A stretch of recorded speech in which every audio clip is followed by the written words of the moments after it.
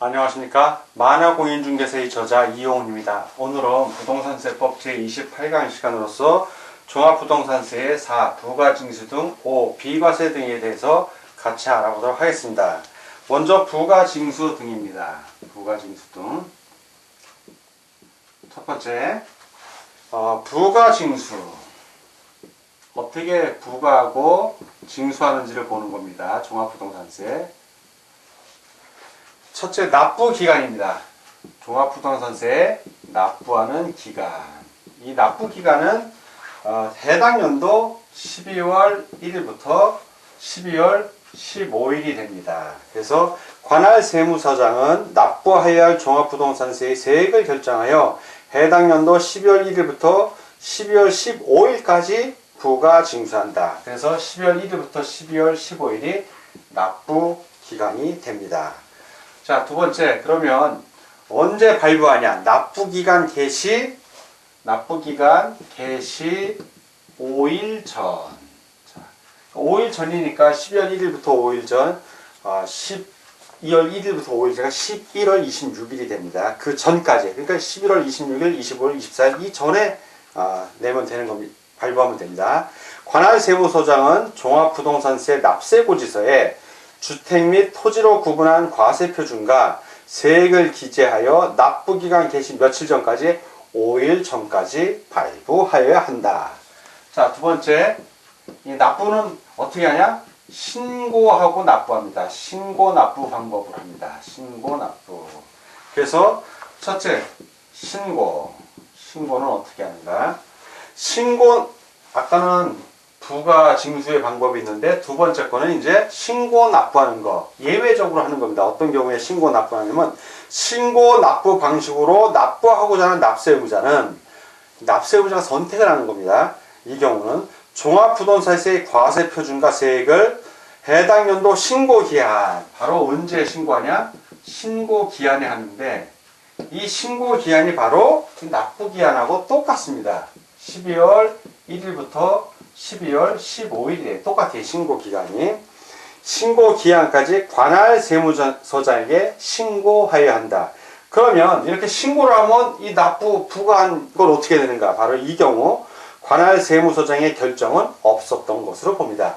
신고한 걸 유효하게 보는 겁니다. 자, 이렇게 신고했을 때는 납부는 어떻게 할 것인가?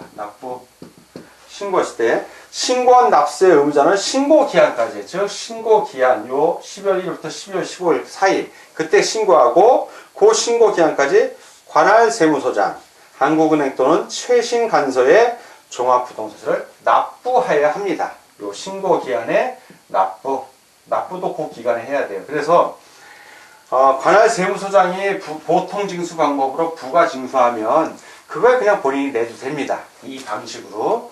근데 그게 자기가 볼 때 틀렸어. 금액을 더 적게 낼 수 있어. 아니면 오류가 있다고 보면 자기가 신고하고 납부하면 됩니다. 예, 이 두 가지 방식이 있습니다. 자, 세 번째는 이제 결정과 경정이에요. 결정, 그리고 경정. 경정은 고친다는 얘기죠. 결정과 경정.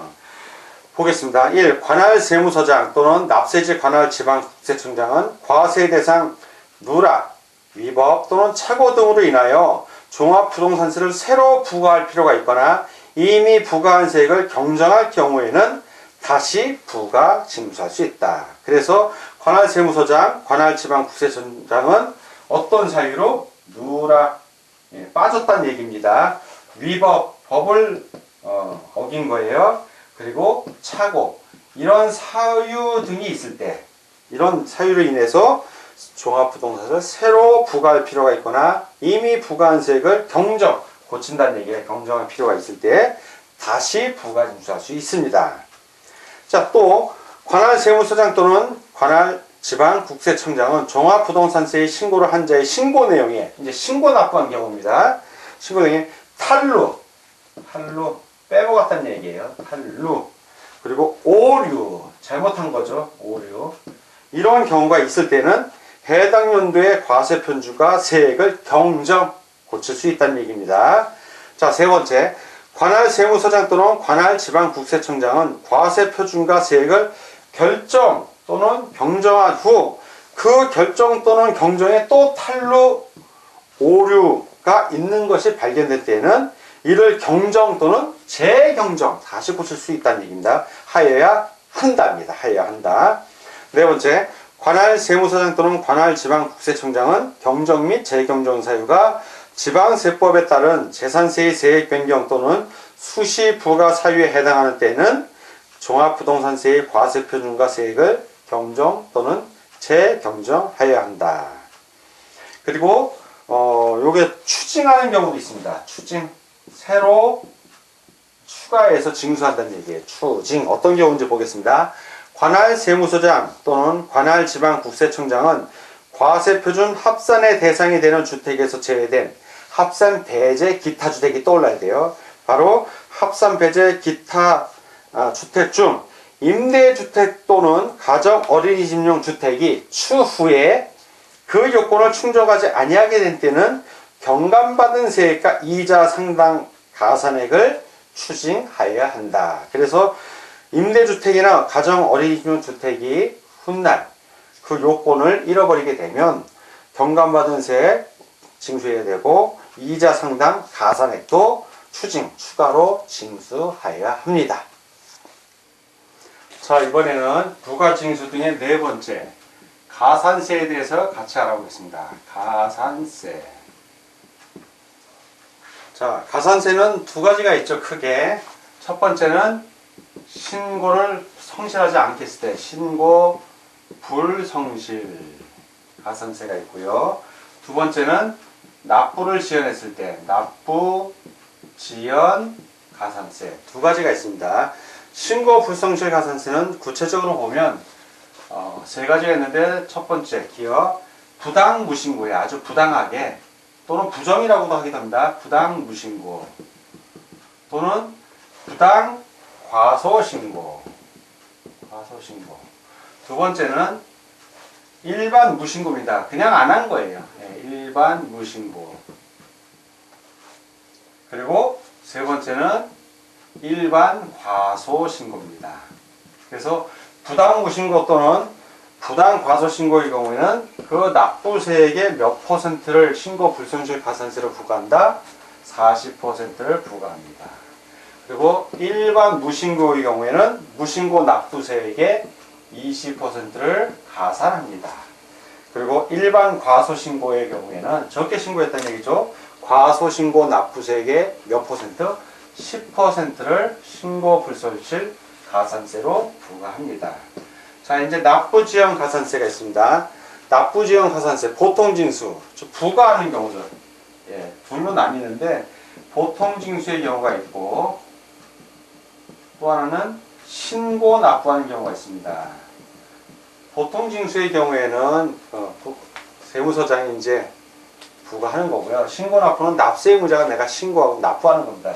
보통징수의 경우에 납부를 안 해, 지연을 해. 그러면 3%의 납부 지연 가산세를 내고요. 플러스 이걸 하면서 또 하나 1일당 1일 몇 퍼센트? 0.025% 0.025%의 납부 지연 가산세를 추가로 묻니다. 두 개가 같이 들어갑니다. 보통징수의 경우에.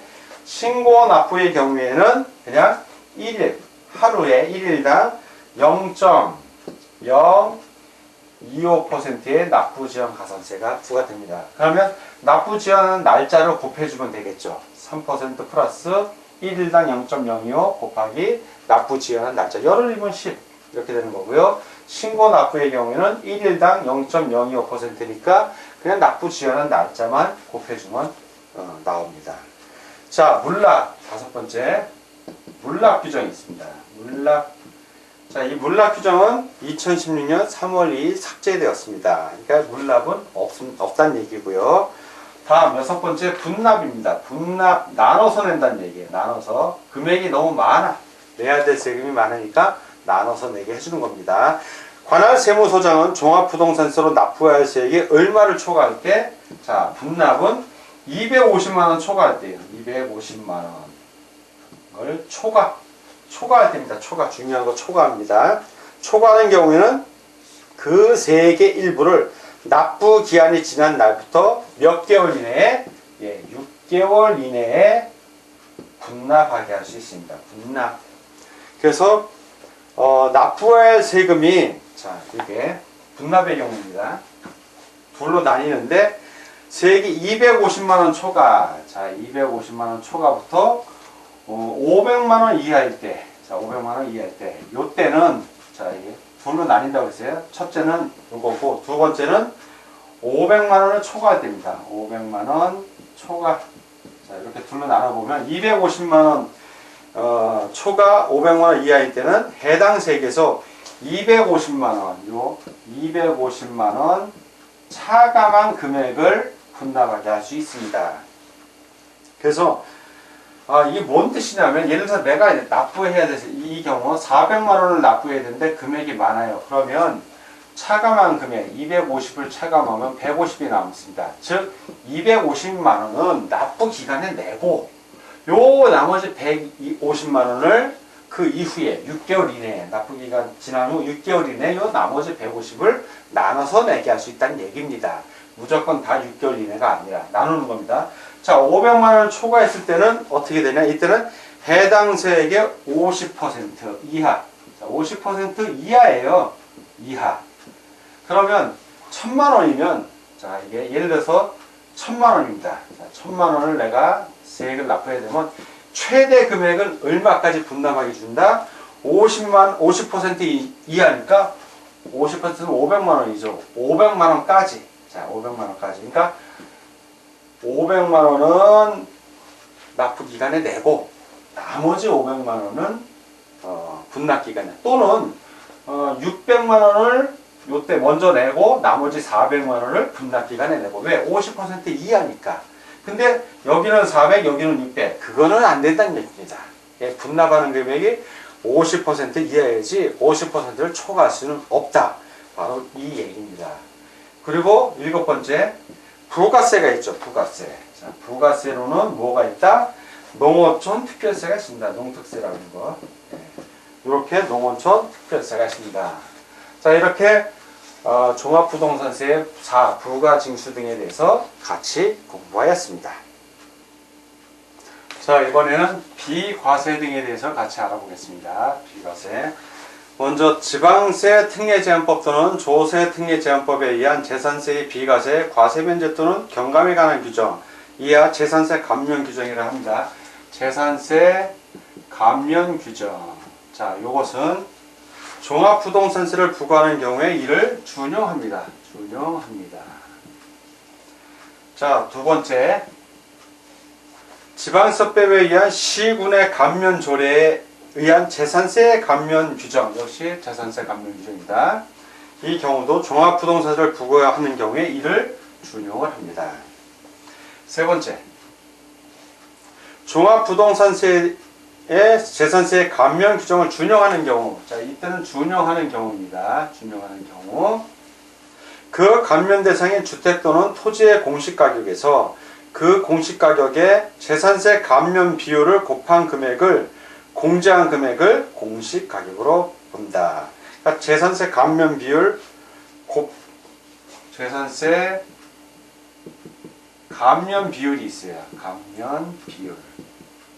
요것을 곱합니다. 요거를 곱해. 곱한 금액. 이 금액. 곱한 감면 좀 내려간 얘기죠. 그것을 공시가격으로 봅니다. 이것을 공시가격으로 본다. 자, 네 번째. 재산세 감면 규정 또는 분리과세 규정에 따라 종합부동산세를 경감하는 것이 자, 경감해 주는 겁니다. 경감하는 것이 종합부동산세를 부과하는 취지에 비춰 적합하지 않은 것으로 인정되는 경우. 경감하는 게 적합하지가 않은 거예요. 자, 적합하면 안 된다는 얘기죠. 이런 경우에는 종합부동산세를 부과할 때 이해 규정, 준용하는 규정, 또는 그 분리과세 규정을 이해 규정이나 분리과세 규정을 적용하지 않는다. 예, 않는 겁니다. 자, 이렇게 비과세 등에 대한 네 가지 사항을 정리하고요. 참고적으로 이제 소액 징수 면제가 있어요. 소액은 징수하지 않는다. 징수를 면제한다. 자, 이 규정이 있는데 소액 징수 면제 규정은 재산세의 경우에는 있습니다. 재산세의 경우에는 있다. 자, 얼마 미만 안 걷는다고 그랬죠? 2,000원. 2,000원. 미만은 소액을 징수 면제하는데 종합부동산세의 경우에 이게 있다. 종합부동산세의 경우에는 소액 징수 면제 규정이 없습니다. 그래서 이것도 참고적으로 꼭 시험 문제 지문으로 잘 나오니까 여러분들이 꼭 기억해 두시기 바랍니다. 자, 오늘은 종합부동산세법 제28강, 오늘은 부동산세법 제28강 시간이었고요. 종합부동산세의 사, 부가징수 등 비과세 등에 대해서 같이 공부하였습니다. 오늘 공부하느라고 수고 많으셨습니다. 다음 시간에 뵙겠습니다. 감사합니다.